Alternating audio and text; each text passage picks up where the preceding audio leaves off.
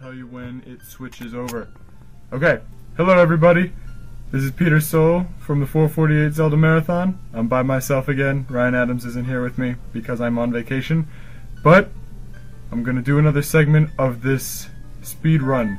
And so now, welcome to adulthood. And this is where the game kind of really opens up, because so far you haven't really moved through the game in any sort of different way. You've beaten the Deku Tree, Dodongo's Cavern, and Jabu Jabu's Belly, and that's the way you would do it in any sort of run. But now that we're an adult, we're going to start mixing things up to cut time off in between dungeons. So, I don't know if you're like us, but typically we go and do the Forest Temple first. That's the way I grew up playing. Not here. We're going to go and do the Fire Temple first. So, get to Kakariko Village the same way you did as a kid. Aim for that back right corner of the bridge, and back run straight to the village.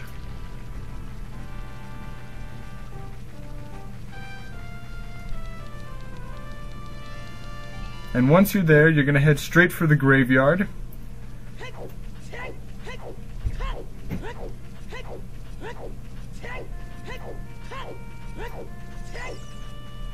There's not too much going on in town here. Everything's pretty quiet. Maybe they're all a little bit sad that Ganon has killed everything. But who knows. Remember, rolling, always the second fastest way to travel. If you don't run backwards, roll.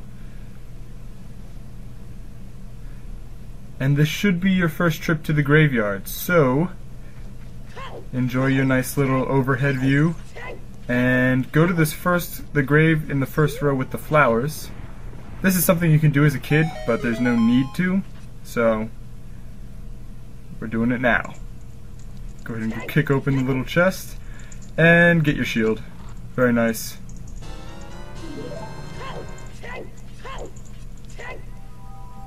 Now head up to the right, and open this grave, marked with flowers, and jump on in. I don't really know who's laying flowers for this guy. He spends all his time in the graveyard doing nothing. He seems kind of like a creepy pedophile kind of guy. So I don't know who's putting flowers on his grave, but I'm glad he had someone who loved him. So anyway, now you're going to follow Dampy, and he's going to toss fire at you. Ow. Obviously, the less fire you hit, the less time you waste. But, you know, if you hit a fireball at you, that's okay. It's not the end of the world. As I'm illustrating there, by rolling into fire.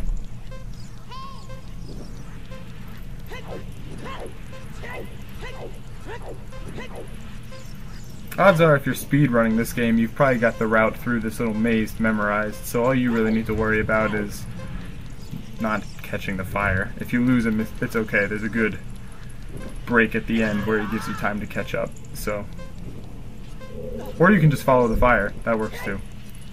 Left turn. And I just go all the way around. If this weren't a speed run, I'd tell you that if you can win this race in less than a minute, you'll get a heart piece from him also. Not the first time, but any subsequent time you come back and win in under a minute, you'll get a heart piece. However, this is a speed run, so we don't care.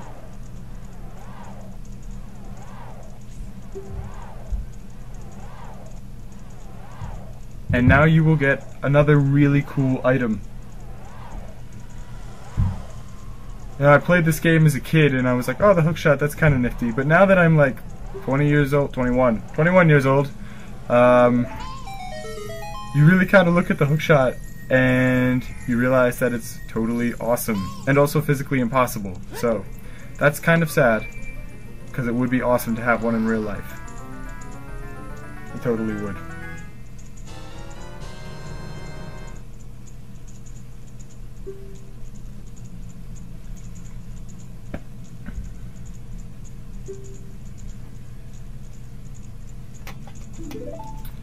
Alright, and then you're going to play the Song of Time for these blue blocks to get them out of the way.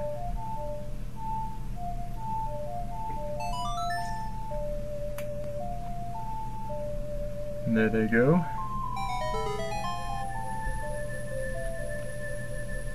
And I'm just going to head up. Also, I find it interesting that in this case, the Song of Time has the ability to break the laws of nature. by destroying matter. That's kind of odd.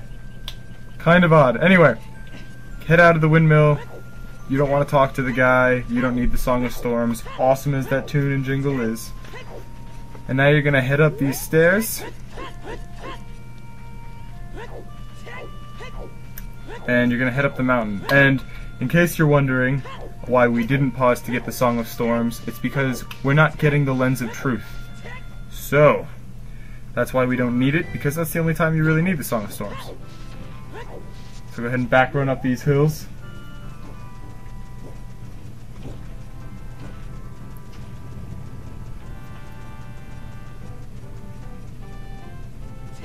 Don't, ow.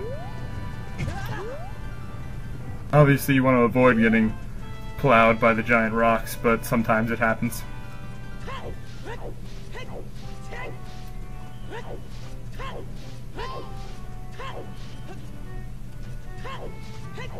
And then just head straight into Goron City. Check. There we are. Okay, and so the only person left alive in this city is this little psychopath rolling around on the middle level. So,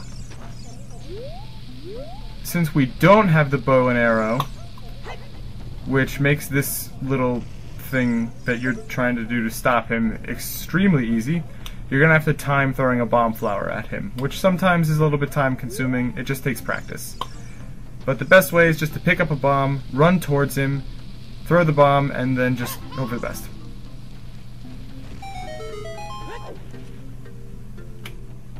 You just have to have a feel for when the bomb flower is gonna go. And once you've blown an explosive up in this guy's face, he'll stand up and chat with you a little bit.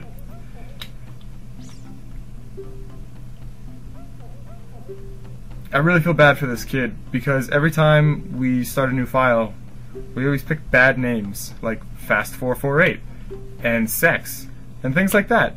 And then we just ruin this child's life by giving him a terrible name. Because Daruni is retarded, and all he does is name him exactly after us, no matter how bad the name is. I could name myself Goron Suck, and Darunia would name his kid Goron Suck. What a bad father.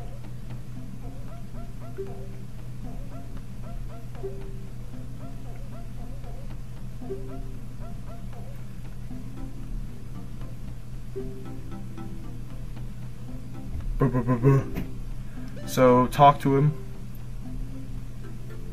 He talks a lot, which makes it surprising to me, because usually it's the female characters that do all the talking in this game, but we've got this little Goron who just won't shut up. So ask him about the dragon and ask him about the Gorons, and once you do both, he will give you a very nifty present. Well, two, kind of. First, he'll give you the Goron tunic, which is slick, makes you red, and invulnerable to fire, and he opens the doors for you. So go ahead and equip your shield and tunic. You can't flip over that, as I just illustrated.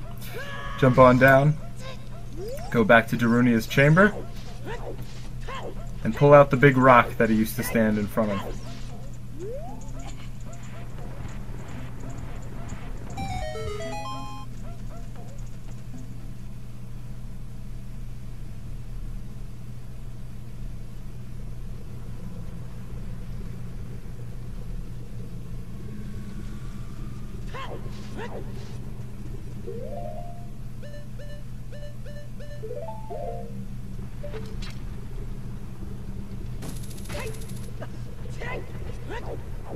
And there's Sheik for you. Keep in mind that you can't go into this room without your red tunic, otherwise you will erupt into fire. So make sure it's equipped when you walk in. But now Sheik's talking to you. She'll flirt with you a little bit, which is kind of awkward because Sheik is technically a man, that's a woman, that's a man.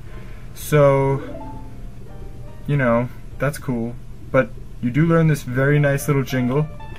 Kind of makes you want to salsa dance. Bolero of Fire. I used to call it the Belodro of Fire, which is odd because there's no D in the word bolero. But that didn't stop me. Also, don't play the song wrong 3 times. Try and get it right on the first go.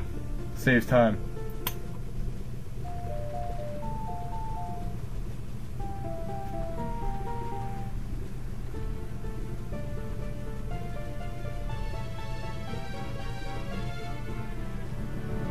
And congratulations, you just learned your first warp song.